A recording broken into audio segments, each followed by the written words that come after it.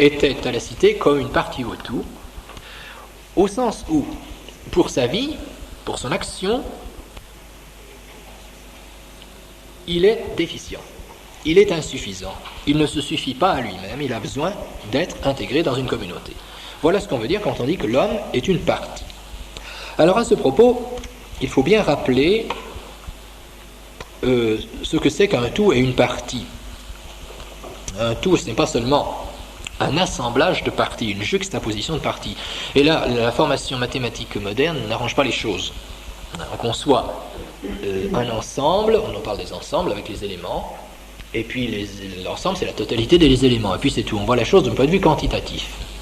On ne se rend pas compte que lorsqu'on parle d'un tout et d'une partie, il ne faut pas considérer les choses comme, on dirait, une collection de billes. Il faut considérer le tout comme étant un ordre de parties. Le tout est l'ordre des parties. C'est-à-dire que lorsqu'il y a un tout, il n'y a pas juxtaposition de parties, juxtaposition de choses les unes à côté des autres, mais il y a organisation des choses les unes par rapport aux autres. Et c'est en ceci que le tout, c'est plus que la simple juxtaposition des parties. C'est que le tout est la forme des parties. Le tout est la forme des parties. Le tout est aux parties comme la forme à la matière. C'est-à-dire, pour nous, eh bien, les personnes qui se trouvent dans une cité vont être organisées les unes par rapport aux autres. Et c'est ça qui veut dire, qui signifie que la cité est à la personne comme le tout est à la partie. Et il faut ajouter aussi que le tout dont nous parlons n'est pas un tout physique, mais un tout d'ordre, ou on pourrait dire aussi un tout moral. À condition de bien comprendre ce qu'on veut dire par tout moral, c'est-à-dire un tout qui résulte des actions. Un tout qui résulte des actions, un tout qui est dans l'ordre de l'action et non pas un tout dans l'ordre de l'essence. Je m'explique. Considérez un corps physique, le corps d'un animal. Bien, les organes sont des parties de ce tout. Mais ces organes, en dehors du tout qu'est le corps, ne sont rien du tout. Si vous coupez un organe d'un corps, cet organe meurt.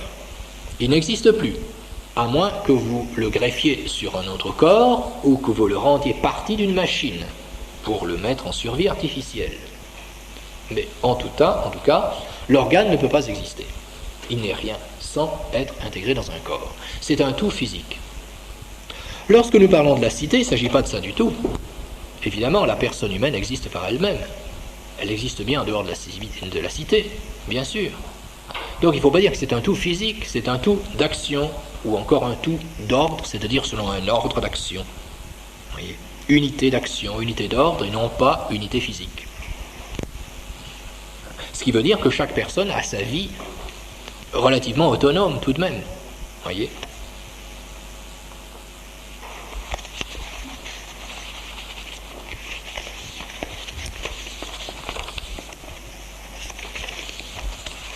Un tout relativement autonome. La personne en elle-même, sous un autre rapport, est déjà un tout.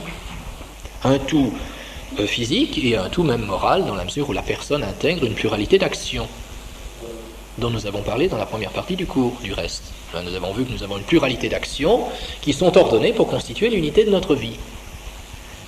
Bon, et puis cette personne est déjà un tout. Mais ce tout est en lui-même insuffisant, donc il est intégré dans un autre tout qui ordonne les personnes les unes par rapport aux autres et dans le bien du tout.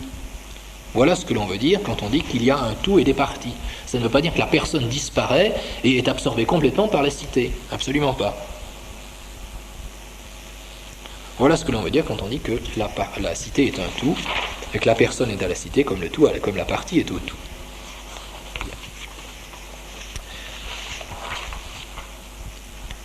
Donc l'homme, la personne humaine, est par elle-même, du point de vue de l'action, du point de vue de la vie, quelque chose d'insuffisant, et elle va vivre intégrée dans un tout qu'est la cité. Alors, quelle est donc, si chaque personne poursuit de manière individuelle, personnelle, un certain bonheur, le fait que ces personnes soient intégrées dans un tout nous amène à considérer que cette totalité qu'on appelle la cité poursuit également un certain but. Omne agens agit propter finem. Toute chose qui agit, agit pour une fin. Toute chose est ordonnée à sa fin. Ce principe, qu'on appelle le principe de finalité, se retrouve dans toutes les choses physiques, dans toutes les choses qui existent, mais elle doit se retrouver aussi pour la cité. Nous avons dit que la cité existe, qu'elle est une certaine chose, enfin une certaine réalité, bon, qu'il faudrait préciser du reste. Eh bien, en vertu du principe de finalité, cette cité est ordonnée à un bien, à un certain bien, comme à sa fin.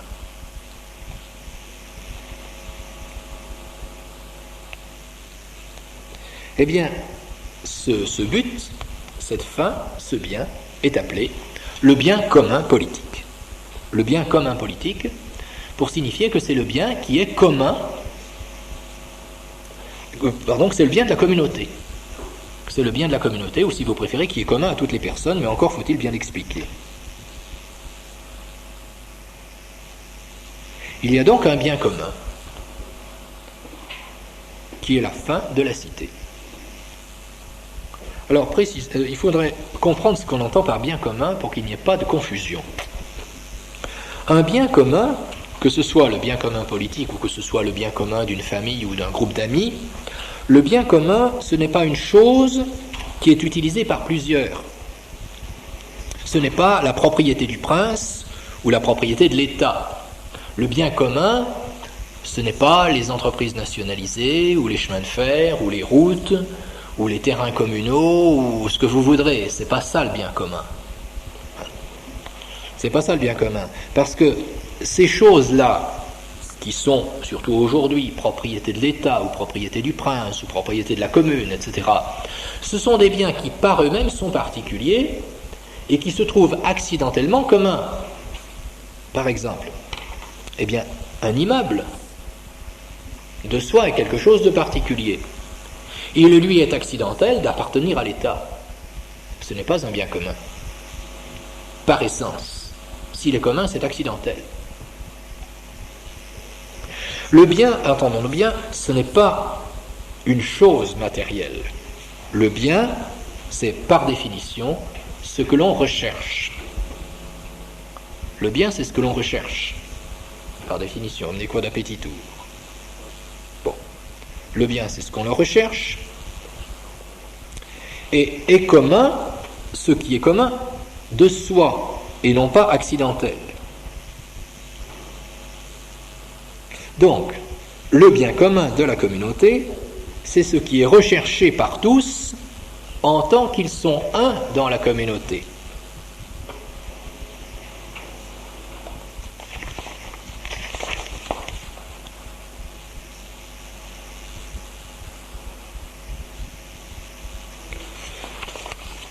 Le bien commun, c'est le bien qui est recherché par tous en tant qu'ils sont un dans la communauté. C'est ça le bien commun. Donc ce n'est pas une collection de choses qui sont la propriété de l'État, ça n'a rien à voir. C'est ce qui est recherché par tous en tant qu'ils sont un, en tant qu'ils sont membres de cette communauté. Voilà, c'est ce que tous recherchent ensemble. C'est ça le bien commun. Il ne faut pas avoir une idée matérielle des choses. Oui ? Oui, je dis. Bon, je reprends le raisonnement. Tout agent agit pour une fin. Or, la cité est quelque chose qui agit, donc la cité agit pour une fin. Et c'est cette fin de la cité qu'on appelle le bien commun. Bien commun veut dire bien, c'est-à-dire ce qui est recherché. Le bien, c'est ce que l'on recherche. Et commun, en tant que c'est un, en tant que les personnes sont une. Donc c'est le bien que tous recherchent en commun. C'est cela le bien commun. Il faut le voir, autrement dit, il faut prendre l'expression bien commun de manière philosophique et pas de manière matérielle, de manière physique. Bon.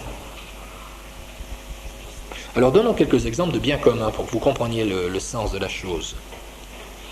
Comprenez, le bien commun, c'est le bien qui ne peut être autre chose que commun, qui par essence est commun, qui est absurde s'il n'est pas commun. Bon, prenez le cas d'une fête, une fête de famille, ben, c'est un bien commun. On ne fait pas la fête tout seul. Bon, par analogie éventuellement. Hein.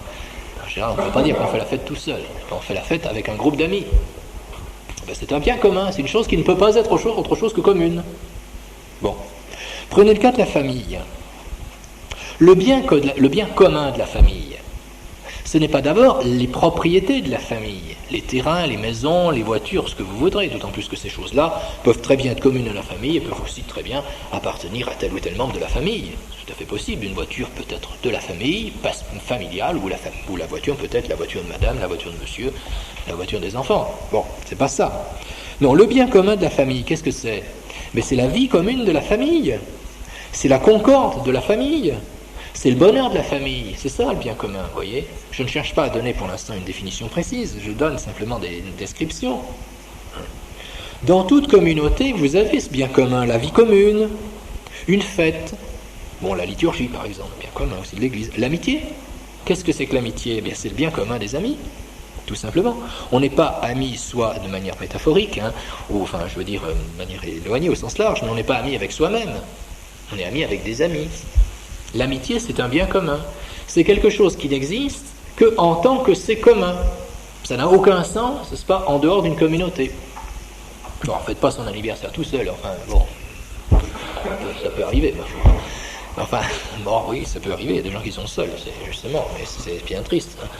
Mais en général, bon, si on fête son anniversaire, c'est avec des amis, oui, c'est tout. Bon. C'est ça, tout ça, c'est des exemples de biens communs, donc des choses qui ne peuvent pas être autres que communes. Voyez ? Alors, au sens strict, quand on parle de bien commun, c'est bien sûr le bien commun de la cité. C'est pas celui de la famille, celui d'une autre communauté quelconque, c'est le bien commun politique, le bien de la cité.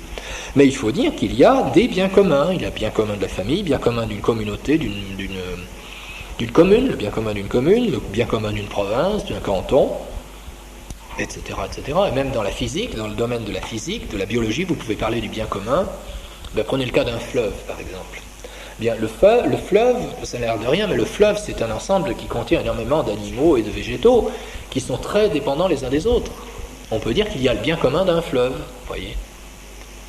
Ou bien le bien commun écologique d'une région, par exemple l'équilibre entre les différentes espèces animales, végétales, le climat, tout cela, ben, ça constitue le bien commun, je dirais, physique ou biologique d'une région, vous voyez, c'est une sorte de bien commun d'ordre physique.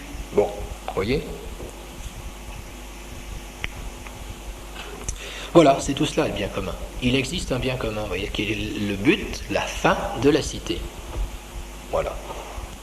Il faut comprendre ce mot bien commun au sens de ce qui est recherché en commun. Mais qu'est-ce qu'on recherche en commun? Ah, mais là, c'est ce qu'on va essayer de découvrir. On va essayer de trouver. Qu'est-ce que c'est exactement ça? Mais d'abord, il faut dire que ça existe. Si le bien commun n'existe pas, il n'y a pas de cité. Si vous avez un groupe, une communauté, c'est bien qu'on est d'accord sur quelque chose. Si on est d'accord sur rien, il n'y a pas de communauté. Vous avez des gens qui vivent ensemble. Il faut bien qu'ils soient d'accord sur quelque chose. Ils ont un but commun. Non, ils le perçoivent de manière un peu différente, à leur manière, mais il faut qu'il y ait quelque chose de commun, vous voyez. Autrement, il n'y a pas de communauté. Vous partez en vacances avec des amis. Et si vous n'êtes pas d'accord sur le lieu de vacances, c'est mal parti. Et il faut bien qu'il y ait quelque chose de commun. Un but commun. C'est pas qu'est-ce qu'on va faire? Quelles sont les activités qu'on va... Mais oui, c'est ça le bien commun. C'est ce qu'on recherche tous en commun. Bon. Donc l'homme est parti dans la cité par rapport au tout, et il y a un bien commun. La conséquence de cela que nous allons démontrer, c'est que le bien commun de la cité est antérieur au bien particulier. Il est antérieur et il est la fin du bien particulier.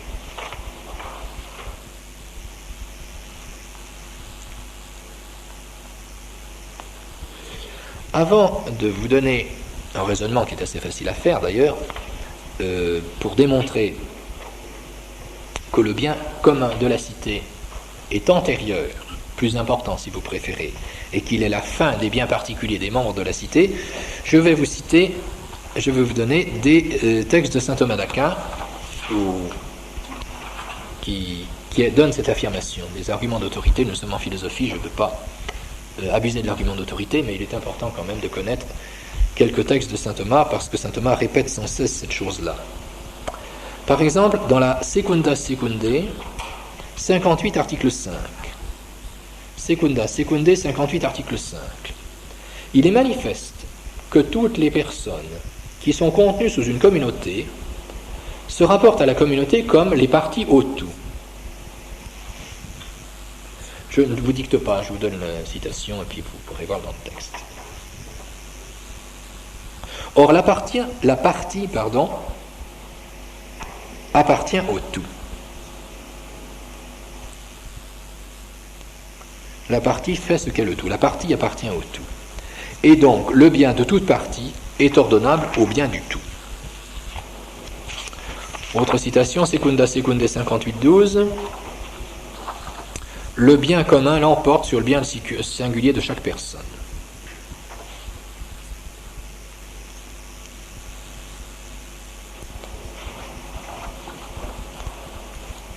« 58 article 8 ad secundum. 58 article 8 ad secundum. Le bien commun de la cité et le bien commun et le bien singulier d'une seule personne, ne diffèrent que selon la multitude, que selon le beaucoup et le peu, sur le fait que ça concerne beaucoup, que ça concerne peu. Ne diffère pas seulement selon cela, mais selon une différence formelle. Autrement dit, quand on parle de bien commun de la cité et bien singulier, c'est pas seulement une question quantitative. C'est pas une question seulement du fait que le bien commun de la cité, c'est le bien de 100 000 personnes, et le bien particulier, c'est le bien d'une personne. C'est pas seulement cela. C'est secundum formalem differentiam, selon une différence formelle. Autre, en effet, est la raison de bien commun et de bien singulier, de même que autre est la raison de tout et la raison de partie. Et de même que le tout et la partie sont de nature différente, eh bien le bien commun et le bien particulier sont de nature différente. C'est pas la même chose, c'est pas seulement une question quantitative.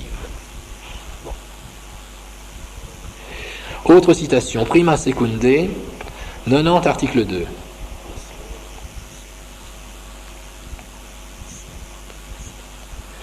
Prima Secundae, 90 article 2.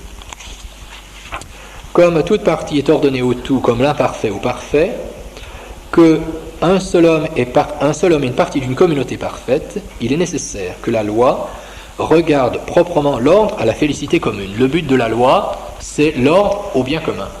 Le but de la loi, ce n'est pas de protéger les libertés individuelles, le but de la loi, c'est l'ordre au bien commun. Voilà, nous y reviendrons. Voici, c'était quelques citations de saint Thomas. Bon, revenons sur notre exposé. Elle soit à démontrer que le bien commun de la cité est antérieur au bien particulier et à sa fin. Alors, c'est facile à démontrer. La personne est à la cité comme la partie au tout.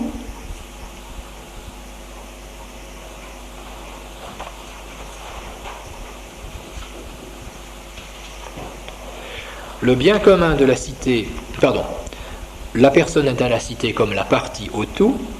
Or, le bien de la partie est ordonné au bien du tout. Or, le bien de la partie est ordonné au bien du tout. Donc, le bien de la personne est ordonné au bien commun. Donc, le bien de la personne est ordonné au bien commun.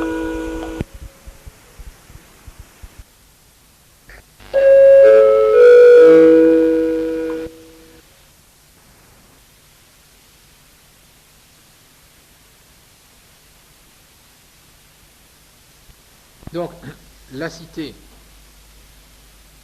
a une fin, un but, et c'est cela qu'on appelle le bien commun. Le bien commun, c'est le but, la fin ultime de la cité. C'est cela qu'on appelle le bien commun politique.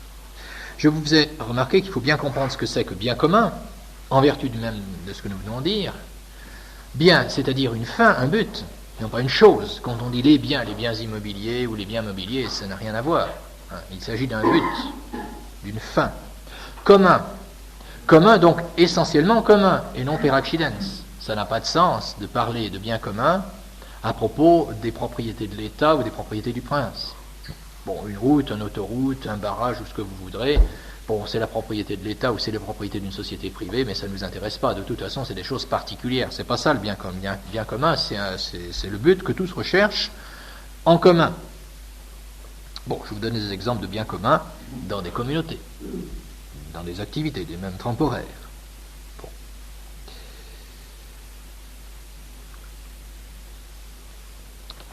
Le bien commun de la cité l'emporte sur le bien particulier. Le raisonnement est très simple. La personne est à la cité comme la partie au tout. Or, le bien de la partie est ordonné au bien du tout. Donc, la cité est première, selon la nature, par rapport à un seul homme. Saint Thomas, dans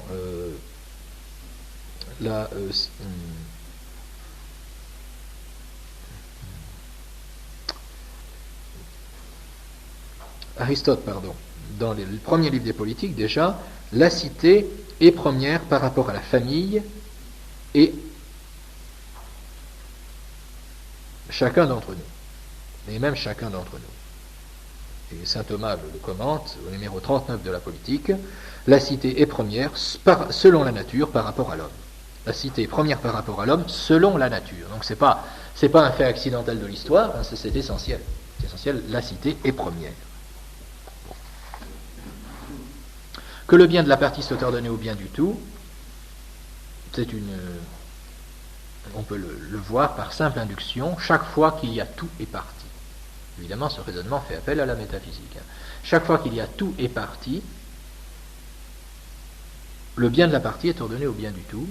On le voit dans un corps physique, spontanément. Les parties du corps les moins essentielles se sacrifient pour protéger les parties les plus importantes. Donc instinctivement, maintenant on met la main devant la tête pour protéger la tête, par exemple. Voyez. Ça se trouve dans l'instinct des animaux.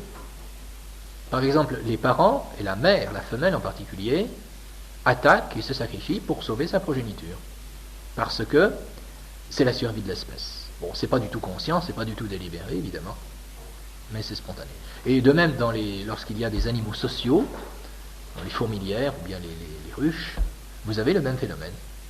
Le fait de se dévouer pour sauver la communauté. Ce qui fait que le bien commun est naturellement plus aimé. Je dis naturellement, ce n'est pas conscient. Mais il y a un instinct naturel de préférence du bien commun, ce qui demande d'être expliqué. L'amour de soi-même engendre l'amour d'autrui. Du fait de l'indigence de l'individu, de l'indigence de la personne, le bien propre n'est pas voulu sans le bien d'autrui. Autrement dit, l'amour personnel, l'amour propre, l'amour de soi-même est premier dans l'ordre de la génération, c'est-à-dire c'est ce qui vient d'abord, mais pas dans l'ordre de la nature. Donc il y a un instinct naturel de préférence, je dis bien un instinct naturel de préférence de la communauté. Ça ne veut pas dire que dans la pratique c'est ce qui va se passer, parce que nous savons que cet instinct naturel peut être modifié, non pas modifié, mais peut être écarté au profit d'une décision personnelle pour différentes raisons dont on pourra parler. Mais il y a dans toutes les choses un instinct naturel de préférence du bien commun. Et alors précisément quand on regarde l'histoire, eh bien vous vous apercevez que dans l'Antiquité et dans les peuples anciens, vous avez cette préférence du bien commun marquée de manière très forte. Et plus on approche de l'époque moderne, et plus c'est le contraire. Vous voyez, c'est à noter. Ce qui fait que la vie commune, qui est la cause universelle du bien, passe avant un effet particulier. Autrement dit, je cite le père Lachance dans son ouvrage L'humanisme politique de saint Thomas d'Aquin. Je l'ai fait mettre à la bibliothèque. Autrement dit, qui cherche son bien propre cherche implicitement et confusément la collaboration et son effet immédiat, le bien commun. Et il les recherche à titre de cause nécessaire à l'intégrité de sa propre perfection. Le bien qu'il se veut à soi-même n'est pas tant le produit de son activité personnelle que celui de la coopération de lui-même et de ses semblables réunis en communauté. C'est-à-dire, il y a un instinct de recherche de la coopération d'autrui. Bon, il peut y avoir, pour différentes raisons, une révolte contre la communauté, mais vous remarquerez, avec votre propre expérience et l'expérience d'autrui, qu'il y a comme une recherche de la compagnie des autres, d'une manière générale. Les gens cherchent à trouver des amis et à vivre ensemble pour certaines choses. Vous voyez, l'homme ne cherche pas naturellement la solitude, c'est pas vrai.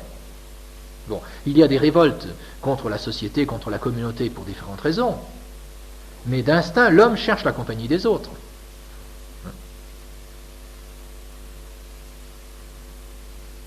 D'instinct, l'homme cherche la compagnie des autres.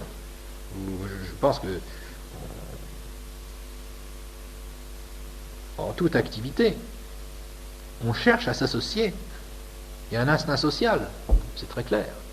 Il y a un instinct social, en tout peuple, en toute époque, tout moment. C'est rare les gens qui cherchent naturellement à s'isoler. Souvent, les gens cherchent naturellement à s'isoler parce qu'ils ont été déçus par les communautés qu'ils ont rencontrées. Bon, ils ont été déçus par leur famille, ils ont été déçus par leur société, ils ont été déçus par leur entreprise. Bon, finalement, ils finissent par ne plus à refuter toute amitié et à s'enfermer dans la solitude. Mais ça, c'est le résultat d'un échec, vous voyez. Mais d'instinct, on cherche la compagnie des autres. Les enfants cherchent à trouver des compagnons de jeu. Les enfants cherchent à trouver des compagnons de jeu, et les hommes cherchent à trouver des compagnons de travail ou des compagnons de loisirs ou autres. C'est vrai que quand on arrive dans une université, dans un collège où on ne connaît personne, mais on cherche à se faire des amis. C'est pas naturellement qu'on s'éloigne de la communauté, vous voyez.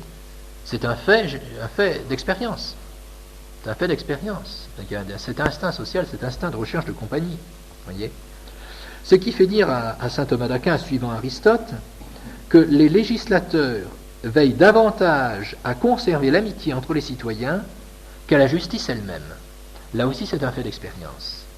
Un bon gouvernement cherchera moins une application rigoureuse de la justice qu'à garder la concorde dans la communauté. C'est vrai pour un État, une société civile, c'est vrai pour une entreprise, c'est vrai pour une famille.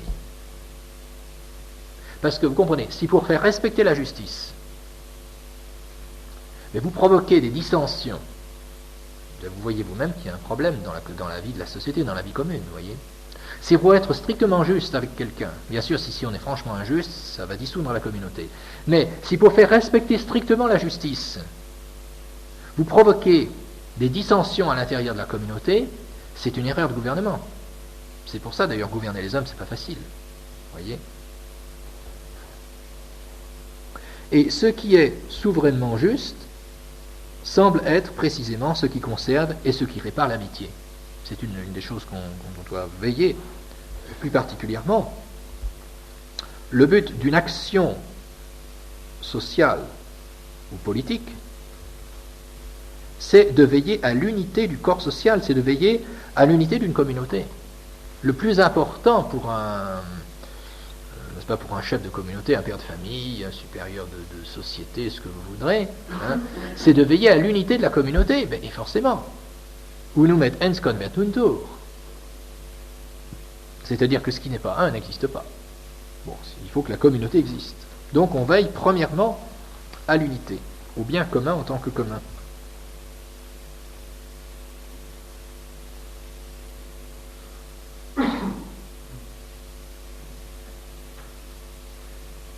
Donc le principe final de la tendance à la vie commune, c'est le bien commun. Conscient, c'est pas conscient, je veux bien croire que ce n'est pas conscient. C'est à nous de l'expliciter peut-être. C'est pas conscient, mais il y a une recherche d'un bien commun, une recherche d'une vie commune. C'est cela, d'une vie commune heureuse. Eh bien c'est cela le bien commun. Voyez, on viendra le préciser par la suite, mais voyez, il faut comprendre ce qu'on veut dire quand on dit qu'il est premier. Voyez, quand on dit qu'il est premier. Ce qui explique pourquoi il n'y a pas d'opposition quand on dit que le bien commun l'emporte sur le bien particulier. Il n'y a pas d'opposition de soi, disons, entre le bien propre et le bien commun, contrairement à ce qu'on dirait aujourd'hui. Ce sont des causes réciproques, voyez. Le bien propre, finalement, en recherchant mon bien propre, je recherche le bien commun. Et en recherchant mon bien commun, je recherche le bien propre. Si pour trouver mon achèvement, mon épanouissement, je dois m'inclure, je dois m'intégrer dans une communauté, c'est bien que le bien commun est mon bonheur. Je trouve mon bonheur dans le bien commun. Il n'y a pas de contradiction. Autrement dit, l'instinct individuel et l'instinct social coïncident. Le bien particulier se réalise dans le bien commun. Le bien commun est cause finale des biens particuliers. Et il n'est pas la simple somme des biens particuliers. Il n'est pas la simple somme des biens particuliers. C'est autre chose, voyez. Bon, expliquons-le sur un exemple tout bête, vraiment tout bête. Prenez un repas. Bon, un repas d'une communauté. Qu'est-ce qui va faire le bonheur de ce repas en commun? Est-ce que c'est vraiment seulement la qualité du repas qui va être servi? Et non, c'est pas la peine d'être ensemble pour ça. Il y a autre chose. Alors c'est sûr qu'on ne va pas faire un banquet si la nourriture est mauvaise, bon, ça ne va pas non plus. Mais là, ce n'est pas premièrement la somme des repas qui est servie, c'est le fait de se trouver ensemble. Et d'avoir un certain partage, une certaine communauté, bon, c'est pas la raison pour laquelle on est réunis, vous voyez. Pour partager, comme on dit, partager une joie, mais en fait, cette expression, partager une joie, réfléchissez un peu, elle est fausse.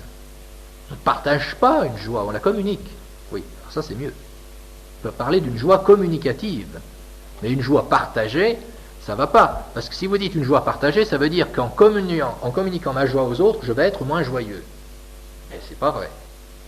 C'est le contraire. Vous voyez, on ne partage pas sa joie, on la communique. Vous voyez. Bon. Oui.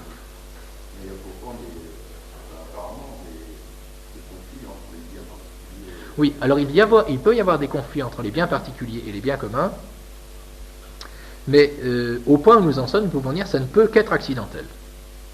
C'est-à-dire que il se trouve dans un cas suite à différentes circonstances particulières, un bien particulier et le bien commun peuvent être contraires sur un point particulier.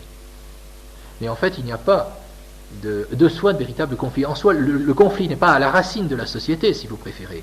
Il est dû à des circonstances particulières, qui peuvent être des fautes de l'individu, des fautes de celui qui dirige la société, ou de circonstances, on dirait. Mais la contradiction qu'il peut y avoir entre un bien particulier et un bien commun n'est pas une contradiction essentielle, vous voyez, qui vient de l'essence des choses. Ça vient de circonstances accidentelles. Oui.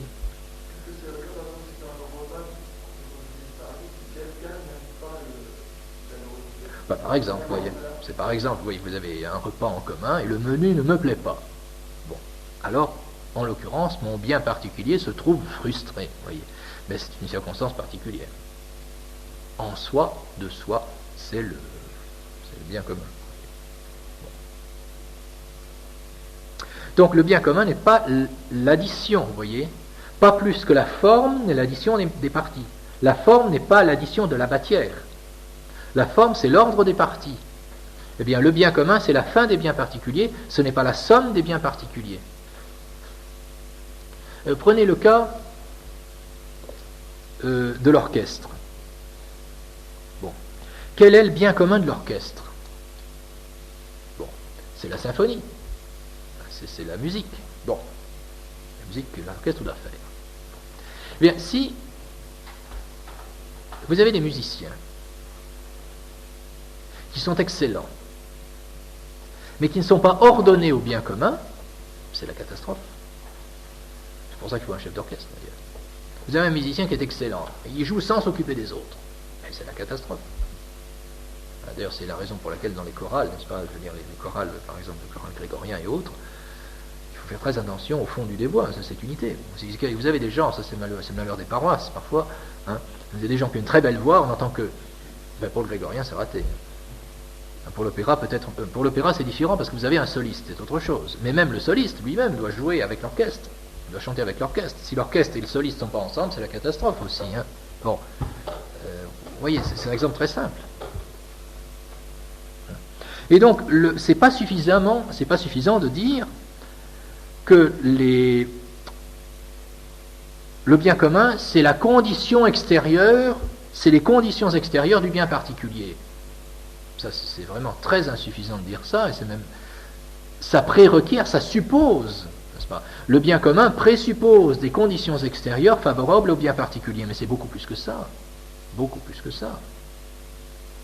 Bien sûr. Si vous dites conditions extérieures, c'est vous oubliez la dimension de finalité, vous voyez. Dire que la société a pour but de donner les conditions pour le bonheur de chacun. Vous oubliez ce que nous venons d'expliquer. Vous faites de la société un instrument ordonné au bien particulier des personnes, c'est pas ça du tout.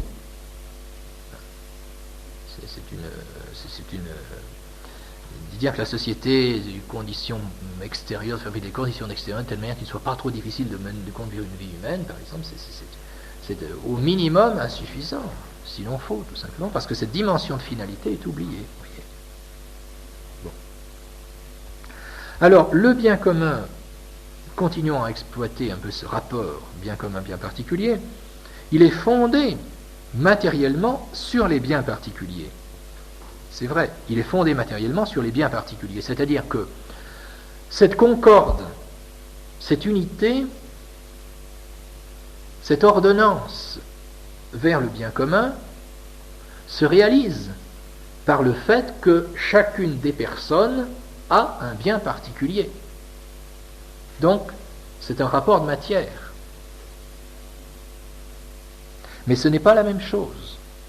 C'est fondé sur les biens particuliers, mais ce n'est pas la somme des biens particuliers. Ainsi, la multitude des vertus des personnes ne fait pas le bien commun. C'est-à-dire, si les personnes sont vertueuses, mettons, chacune individuellement, cela ne suffit pas pour qu'il y ait bien commun. Il faut qu'elles soient unies dans leurs vertus. Si par exemple, j'ai une vertu excellente, personnelle, j'ai une vertu excellente, personnellement, je suis vertueux, ascète, ce que vous voulez bien. Je suis dans une communauté. Mais précisément à cause de ma vertu personnelle, qui est peut-être excellente, j'empoisonne la vie de tout le monde. Eh bien, ça, je m'excuse, ça ne va pas pour le bien commun. Ça, c'est le drame des communautés, ça. Des gens qui, peut-être de manière légitime ou pas légitime, mais enfin qui seraient vertueux, mais sans rapport à la communauté. Ils ne sont pas véritablement vertueux, en fait. Voyez. C'est ce qu'on dira toujours dans la formation spirituelle des novices ou des religieux, et partout, on dira toujours ça. Il faut détruire la singularité. Des gens qui ont des formes de piété singulières, ou qui font des pénitences singulières. Par exemple, quelqu'un qui vient à table, c'est pas bon, là, il ne mange pas. Jour de jeûne, il jeûne, aujourd'hui, il ne mange pas. Il casse le pied à tout le monde. Évidemment. On recommande bien précisément que les pénitences soient discrètes, précisément à cause de la communauté. Si chacun a ses dévotions personnelles, vous imaginez ce que va être la chapelle aussi. Bon, la liturgie, c'est la même chose. Je suis poussé par ma dévotion personnelle à faire des gestes qui ne correspondent pas à ce que les liturgies demandent. Ben, je ne sais plus, bon, c'est un domaine théologique, mais je crois que l'illustration est bonne aussi. Ça ne va pas. Ça ne va pas.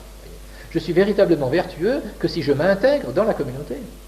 Et si j'ai une vertu, même admettons, une vertu mais singulière et qui fait obstacle au bien commun, ce n'est pas de la vraie vertu, ce n'est pas bien. Je n'atteins pas mon bonheur, je ne constitue pas le bien commun. Notons aussi, autre application, que les hommes qui sont parfaits, je dirais vertueux au sens philosophique du mot, qui ont des qualités morales, intellectuelles, artistiques, etc., etc., eh bien ces hommes-là, ils viennent dans une communauté. Ils ne viennent pas absolument. C'est parce qu'ils sont dans une communauté qu'ils ont atteint ce terme, cette perfection. Vous voyez. Les génies, mais les génies ne naissent pas comme ça. Les génies naissent dans une famille. C'est le fruit d'une éducation, c'est le fruit d'une cité. Vous voyez. C'est d'où la difficulté de la situation présente où nous sommes. Vous voyez. C'est que dans la mesure où la société et l'Église sont en difficulté grave, c'est sûr qu'il y a une déperdition des qualités humaines, vous voyez, même du point de vue artistique, vous voyez, on dira, c'est dommage qu'on n'ait pas de grands artistes, qu'on n'ait pas de grands musiciens, etc.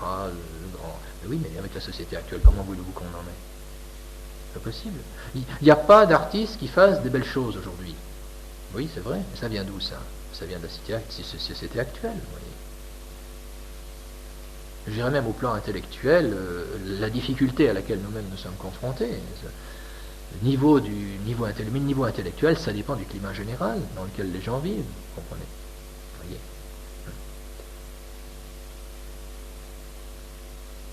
Il y a une causalité réciproque de la personne et de la communauté. Voilà ce qu'on veut dire quand on dit que le bien particulier est ordonné au bien commun. Ça ne veut pas dire du tout que les gens sont les esclaves de l'État ou les esclaves du roi, pas du tout. Ça veut dire qu'ils trouvent leur bonheur dans l'ordonnance à la communauté. Et s'il y a parfois conflit entre l'un et l'autre, c'est de manière accidentelle. Mais essentiellement, il y a ordonnance. Alors, s'il y a conflit, c'est peut-être précisément que l'ordre de la communauté ou l'ordre de la personne est mal fait. Le fonctionnement, la vie de la communauté ou la vie de la personne n'est pas en ordre. C'est l'un ou l'autre ou les deux. Et si nous vivons actuellement dans une époque où effectivement, alors là on ne cesse de constater l'opposition entre le bien particulier et le bien commun, on n'arrête pas de vivre là-dessus aujourd'hui, c'est bien la preuve qu'il y a un problème chez les personnes et dans la cité. La cité est mal dirigée, les personnes aussi. Alors évidemment, là, il y a conflit. Mais si chacun vit conformément à sa finalité, il y a accord.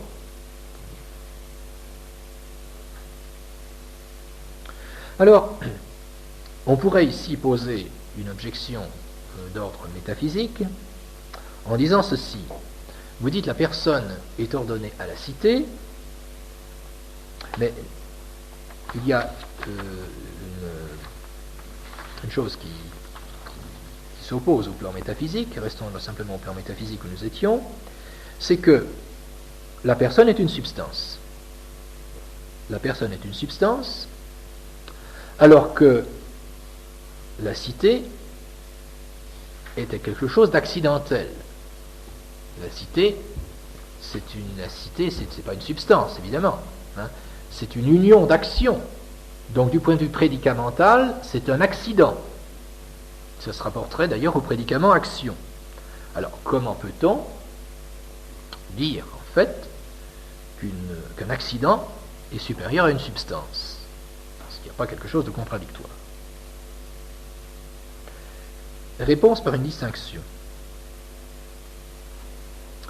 Dans l'ordre de l'être, dans l'ordre de l'agir. Ordre de l'être, ordre de l'agir. Dans l'ordre de l'être, la personne est première.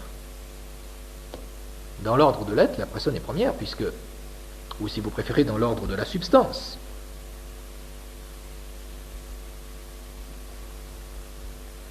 Il est bien évident que la personne est une substance, purement et simplement, et la société, finalement, c'est une relation, c'est une action, c'est quelque chose par rapport à la personne, un accident qui est subjecté dans la personne. Donc, du point de vue de l'être, du point de vue de la substance, c'est la personne qui est première. La substance existe, la personne existe, la cité n'existe pas. C'est vrai. Dans l'ordre de l'être, d'accord. Dans l'ordre de l'acte, de l'agir, dans l'ordre de l'agir ou dans l'ordre de l'acte. Dans l'ordre de l'acte, c'est l'accident qui est premier. Dans l'ordre de l'acte, l'accident est premier. Omnis res est propter se ipsam operantem. Omnis res est propter se ipsam operantem. Toute chose est pour son opération. Eh bien, la cité, c'est l'opération commune. La cité, c'est l'opération commune, et c'est la fin, comme l'acte est la fin de la puissance. Vous voyez? Du point de vue, vous commencez la métaphysique cette année, c'est peut-être un peu délicat à comprendre. Il faut comprendre que la métaphysique de l'art, nous sommes en politique, donc c'est la question de l'agir qui nous intéresse. Vous voyez? C'est la question de l'acte. Donc l'opération est supérieure, l'opération est la fin de la chose qui opère. Donc l'action commune des hommes qui est la cité est supérieure, est la fin de chacune des personnes. Voilà. Vous aviez une question ?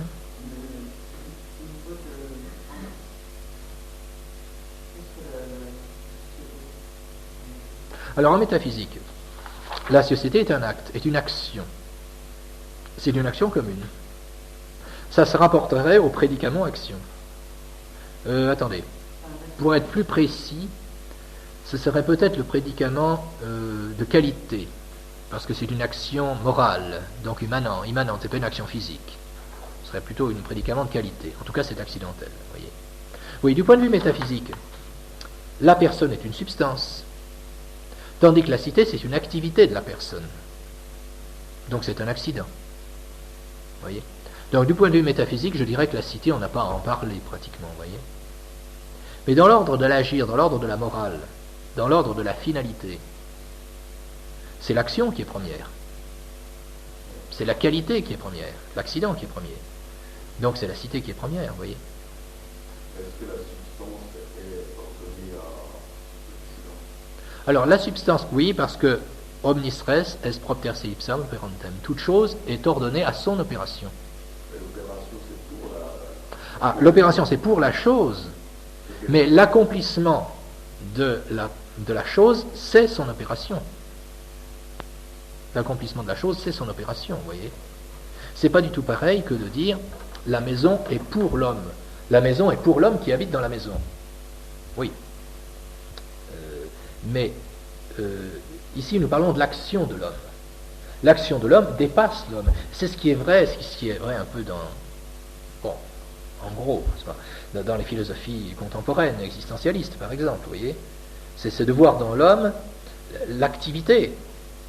Bon, l'ennui, c'est qu'il y a derrière une fausse conception de la liberté, et puis on élimine la substance, enfin bref, il n'y a plus de métaphysique du tout.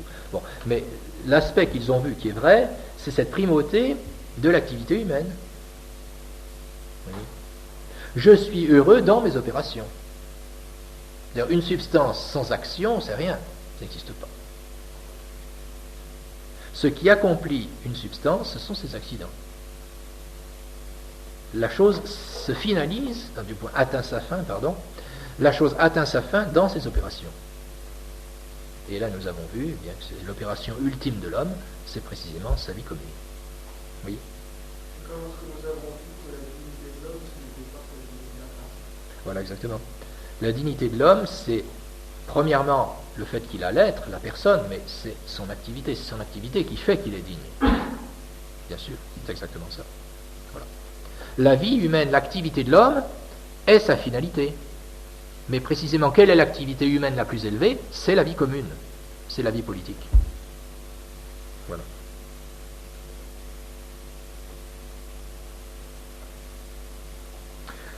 Conclusion, eh bien, le bonheur, c'est le bien commun de la cité. Le bonheur, nous l'avons dit dès le départ, le bonheur naturel, le bonheur temporel, c'est le bien commun de la cité. C'est le bien commun de la cité.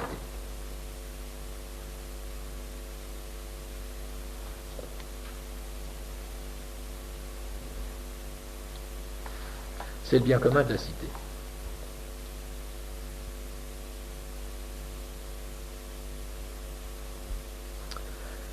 La communauté politique est un tout qui inclut d'autres choses comme leurs partis. Donc la communauté politique est principale. Or la communauté principale recherche le bien le plus principal. Donc le bien de la cité est le bien le plus principal. C'est ni plus ni moins que ce que je vous donne ici. C'est le raisonnement de la préface à la politique de saint Thomas d'Aquin. Oui, je répète. La communauté politique est la communauté principale. C'est ce que nous avons démontré. Elle est principale, elle est première par rapport à la personne et par rapport aux autres communautés. Or, la communauté principale recherche le bien le plus principal. Je ne fais que transcrire saint Thomas. Principalissimum. Or, la communauté principale recherche le bien le plus principal. Donc, le bien commun de la cité est le bien le plus principal.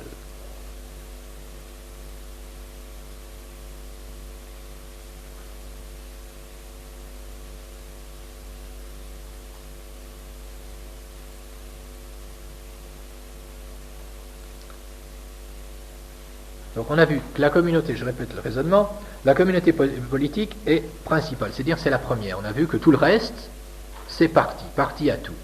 puisque la communauté politique est un tout, c'est elle qui est principale. Or, la communauté principale recherche le bien le plus principal. Bon, c'est évident, c'est-à-dire plus une chose est élevée, plus sa fin est élevée. Les fins sont proportionnées à ce dont elles sont les fins. Donc le bien commun est le bien le plus principal. Puisque la communauté politique est la plus élevée de toutes les communautés, eh bien la fin de la communauté politique sera la première. En fait, c'est la conséquence immédiate de ce que nous avons dit dans l'article précédent. Voyez. Donc la fin ultime, c'est le bien commun. Et c'est ce que dit saint Thomas littéralement dans la Prima Secundae, 90, article 2, ad tertium. 90, article 2, ad tertium. 90, article 2, ad tertium, Prima Secundae. Rien n'est évident par la raison pratique, si ce n'est par ordre à la fin ultime qui est le bien commun. Rien n'est évident par la raison pratique, si ce n'est par ordre à la fin ultime qui est le bien commun. Bon, il dit bien la fin ultime qui est le bien commun. Donc la fin ultime, c'est le bien commun. Le bonheur temporel, le bonheur naturel de l'homme, la fin ultime de l'homme au plan naturel, c'est le bien commun. Oui. Alors on pourrait aussi appliquer cela au plan surnaturel et montrer que la gloire de l'Église est notre fin ultime. Voyez, vous pouvez considérer le bonheur de l'homme de manière individuelle en disant que c'est la vision essentielle de Dieu.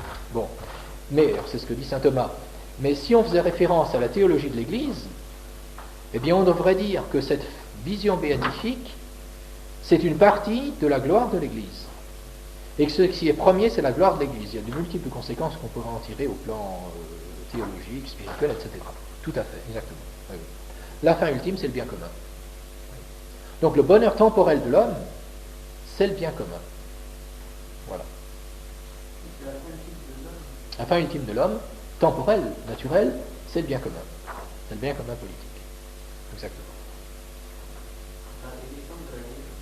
Alors dans l'exemple de la guerre, vous avez effectivement quelque chose d'accidentel qui fait que,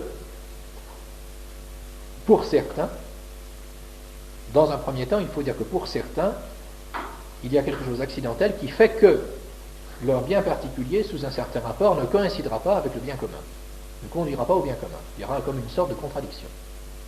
En fait, les hommes de l'Antiquité avaient très bien compris que c'était au contraire, je dirais, le dépassement de l'homme dans l'héroïsme au temps de la guerre. Il y avait un certain bonheur dans le fait, les héros de l'Antiquité, pas seulement les héros mythiques, mais l'homme de l'Antiquité considérait comme, je dirais, un avantage que d'être un héros à la guerre, de mourir pour sa patrie. Toute la conduite morale de l'homme antique est conduite ainsi. On pense à la gens Fabia à Rome, qui lors d'une guerre de la ville de Rome contre les autres villes d'Italie, a demandé l'honneur d'entreprendre la guerre. Et la gens a été détruite à la guerre. C'est vrai comme ça, comme le soldat qui meurt à la guerre, considéré comme un héros, évidemment. Alors, bien sûr, c'est la défense de la patrie, ça n'a plus rien à voir. Alors, c'est difficile d'imaginer ça aujourd'hui, parce que nous vivons aujourd'hui dans un monde où les guerres ne sont plus politiques. Je veux dire que les guerres ne sont plus pour la cité. On se demande pourquoi elles sont, d'ailleurs. Je dirais depuis longtemps, en tout cas, la Première Guerre mondiale, c'est typique, vous voyez, c'est une guerre mondiale, on se demande... Alors, bon, il y a des mythes, mais enfin, quand on regarde les choses objectivement, mais pourquoi ? Bon, pour la défense, en un sens. Ça, c'est clair que subjectivement, je pense que les soldats sont morts pour leur patrie, c'est tout à fait vrai. Hein. Mais historiquement, quand on regarde tout le problème, quel était le but de cette guerre?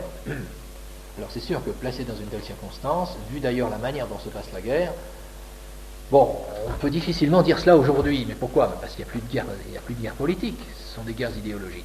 Maintenant, c'est autre chose. C'est des guerres qui, bon, nous en parlerons une autre fois. Vous voyez, c'est toute autre chose.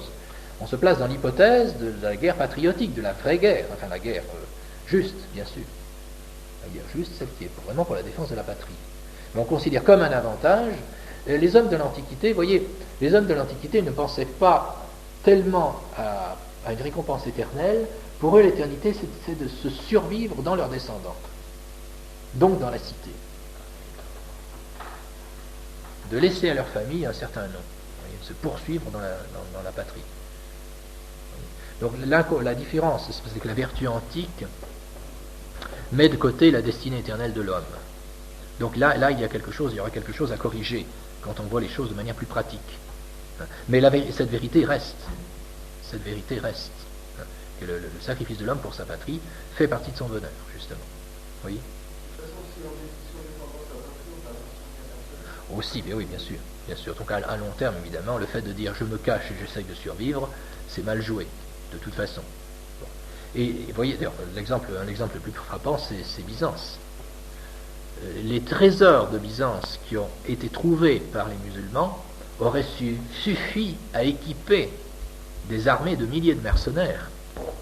Mais aucun des riches de Byzance n'aurait voulu sacrifier son bien personnel pour défendre la patrie. Donc, résultat, voilà. Alors, il y a une objection qu'on pourrait poser, c'est le fait quand même que vous dites que le bonheur, la fin ultime, c'est la patrie, bon, c'est le bien commun, mais pourtant, qui est heureux? Mais c'est la personne qui est heureuse, c'est la patrie heureuse, ça nous semble un peu, la cité heureuse, bon, ça semble un peu une abstraction, ça. Alors, comment peut-on résoudre ce problème? Le bonheur appartient à la personne.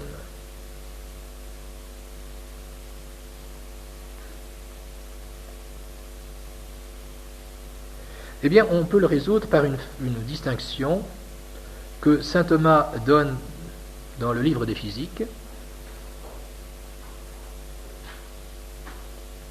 C'est la distinction entre la fin quo et la fin cuius. Bon, le mot fin cuius le mot peut être utilisé dans différents sens, mais tel que saint Thomas le donne dans le deuxième livre des Physiques, commentaire deuxième livre des Physiques, sur l'exemple suivant. On dira que l'homme est la fin cuius de la maison. L'homme est la fin cuius de la maison et non pas la fin quod ni quo de la maison. L'homme est la fin cuius de la maison, non pas la fin quod ni la fin quo. Bon, ce sont des termes techniques scolastiques. Bon. L'homme est la fin cuius de la maison, non pas la fin quo ni la fin quod. Bon, j'explique. Quand on dit qu'une chose, dans un premier sens, quand on dit qu'une chose est la fin d'une autre, on veut dire que elle est son accomplissement, son bonheur, elle donne son accomplissement à sa perfection. Or, si vous regardez le rapport de la maison et de l'homme, bon, je vous dirais, la maison elle-même, elle est ce qu'elle est, et puis elle ne reçoit pas de l'homme un perfectionnement quelconque. Elle est là, elle est construite, et puis c'est tout, quoi. Ce n'est pas un vivant qui conduit, vous voyez. Ce n'est pas un vivant qui produit, qui travaille, qui est heureux. La maison n'est pas heureuse, ça n'a pas de sens, n'est-ce pas? Donc parler de fin quod et de fin quo pour la maison, ça n'a pas trop de sens. Fin quod de la maison, ça voudrait dire que la maison reçoit son perfectionnement de quelqu'un qui l'achève. Ce serait valable pour l'architecte, ça. C'est-à-dire que l'architecte est la fin. Bon, d'accord. Bon. Fin quo, ça voudrait dire que la maison trouve son accomplissement dans quelque chose. Bon, la maison est accomplie par l'architecte, mais l'habitant n'ajoute rien à la maison, bon, sinon accessoirement. Non, ce qu'on veut dire quand on dit que la fin de la maison c'est l'homme, eh bien c'est que la maison est pour l'utilité de l'homme, évidemment. La maison est faite pour l'utilité de l'homme. Bon. Alors, prenez le cas également des animaux. Vous voyez le lion qui mange la gazelle, ou de manière plus générale et plus scientifique, c'est les carnivores qui mangent les herbivores. Bon. Peut-on dire que le carnivore est la fin, l'achèvement, le perfectionnement de l'herbivore. Mais pas spécialement. Non. C'est le moins qu'on puisse dire. Et pourtant, il y a bien une ordonnance. C'est pas si le carnivore doit se nourrir d'herbivores, on ne peut pas faire autrement. Il est conçu pour ça, si j'ose dire. Il est dans l'ordre de la nature. Je dirais même l'ordre de la nature requiert cela. S'il n'y avait pas de carnivores, eh bien les herbivores seront trop nombreux. C'est grâce au fait qu'il y a des carnivores que précisément les herbivores peuvent être équilibrés et que les individus les moins aptes sont éliminés. Enfin, si on laisse une espèce d'herbivore proliférer sans contrôle, c'est très dangereux pour l'ensemble de la nature et même pour cette espèce-là. Bon, il y a un ordre dans la nature de ce point de vue-là. On ne dira pas pourtant qu'il y a une fin quo dans le fait d'être mangé. Et non. Bon, qu'est-ce que c'est? C'est la fin cuius. Analogiquement, je dis bien analogiquement, cette distinction peut être utilisée ici. C'est bien l'homme qui est heureux. En ceci, on peut dire d'une certaine manière que la cité est au service de l'homme, mais elle n'a pas sa fin dans l'homme. Et puis alors en plus, là il y a vraiment une analogie, parce que dans tous les autres exemples que j'ai cités, c'est la fin cuius qui est première. L'homme est premier par rapport à la maison, le carnivore est premier par rapport à l'herbivore, d'une certaine manière. Bon, ici c'est pas le cas. Ici c'est pas le cas. Donc cette distinction est à utiliser avec toutes les précautions nécessaires. Il faut simplement, en tout cas, comprendre que, là, je me répète encore, l'achèvement de l'homme, son bonheur se trouve, le fait de vivre dans la cité est son bonheur. Le fait de vivre dans la cité est son bonheur. Du reste, bon, la distinction est plus ou moins utilisable du fait que la cité n'est pas une substance. Donc on ne peut pas mettre la chose en rapport comme on met en rapport l'herbivore et le carnivore ou autre chose de ce genre. C'est autre chose. On veut dire simplement que la félicité de la personne est dans sa soumission, dans son ordonnance à la cité. Elle est l'action que vous voyez. Le problème disparaît si on comprend que la cité est une action commune.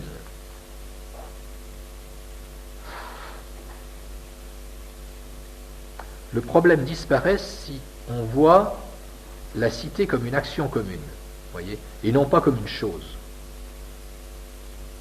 Si vous voyez la cité comme une chose, si vous avez l'esprit univoque, disons, on voit la cité comme une chose, comme une substance, alors vous mettez en rapport la substance citée avec la substance humaine, et vous vous demandez ce qui est premier. Si on pose le problème comme ça, on n'en sort pas.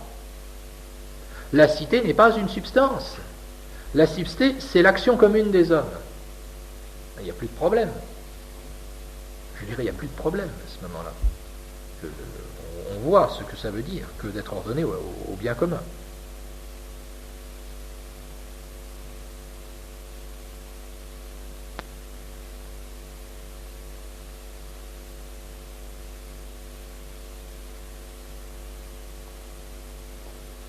Notons aussi que la félicité, que le bonheur,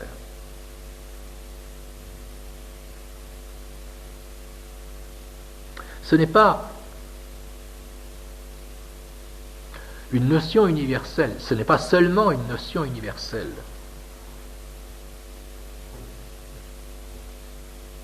Le bonheur universel, bon, ça n'existe pas. Sinon, la seule bonheur universel qui existe, c'est Dieu. Mais en dehors de Dieu, vous n'avez pas de bonheur existant.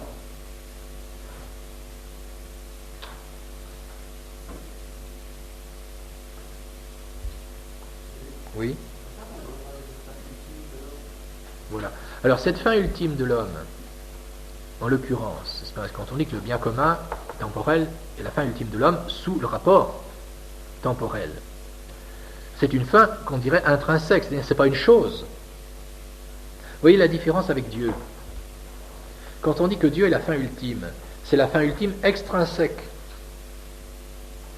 Et la vision de Dieu est la fin ultime intrinsèque. Bon. Pour la cité, vous n'avez pas cette fin ultime extrinsèque, sinon Dieu, mais je dirais soit on en parle de manière théorique, et alors ça ne nous intéresse pas puisque nous sommes en sciences pratiques, soit on en parle de manière pratique, et à ce moment-là, nous sommes en théologie. Donc on ne le considère pas. Oui, on considère, disons, dans l'explicitation du bien, mais pas dans le fait que la fin ultime est bien commun. On peut mettre Dieu si vous voulez, mais ce n'est pas ce qui définit la notion de bien commun. Pour la bonne raison que du point de vue temporel, du point de vue naturel, nous ne pouvons pas communiquer avec Dieu. Donc il n'y a pas de rapport immédiat avec Dieu au plan naturel. Bon. Alors le bien universel,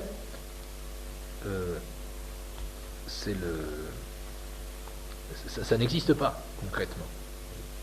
C'est la seule chose qui existe, c'est le bien commun qui est particulier, disons qui est particulier à la cité, et qui est universel au sens où il rassemble tous les biens particuliers.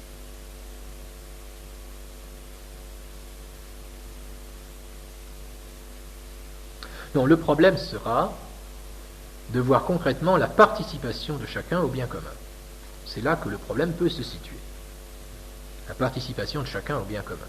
Comment chacun des hommes va-t-il participer au bien commun? Mais ce sera évidemment la particularisation du bien commun, voir comment ce bien commun va se réaliser.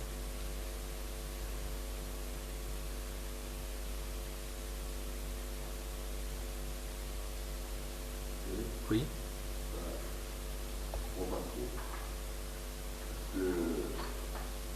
La question c'était l'homme qui est heureux. Oui. Alors comment on répond à ça? Bon. Alors quand on dit l'homme heureux, ah oui, la structure logique là, oui, c'est que dire que c'est l'homme qui est heureux, c'est dire que la félicité appartient à la personne et non pas à la communauté. La félicité appartient à la personne, c'est donc que dire que l'homme est la fin. Voilà, que l'homme est le but de la société. Si les gens se mettent en société, c'est pour être heureux eux-mêmes. Donc c'est une manière de dire que l'homme doit être la fin. Alors je résous l'objection en disant il est fin couillou, c'est non pas co. Voilà, non pas quad. Mais je dirais plus profondément que l'homme est celui qui est heureux et son bonheur est précisément l'action, la vie sociale. Son bonheur est dans la vie sociale. Voilà ce qu'on veut dire quand on dit que la fin ultime, c'est le bien commun. On ne veut pas dire autre chose que le bonheur de l'homme est dans l'action commune et dans l'action politique. L'homme trouve son bonheur dans la vie commune. Voilà ce que l'on veut dire. On fausse le problème si on oppose la cité et l'homme comme deux choses, comme deux substances, dont on se demanderait quelle est celle qui est première par rapport à l'autre. Ce n'est pas une substance. Ce n'est pas une substance.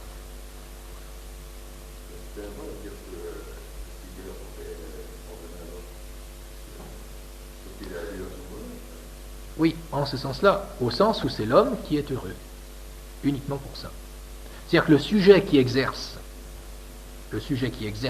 l'opération béatifiante, c'est l'homme. Oui, mais en fait, cette opération béatifiante a pour sujet propre la communauté. C'est l'action commune. C'est l'action commune dont l'homme est la cause, dont la personne humaine est la cause matérielle.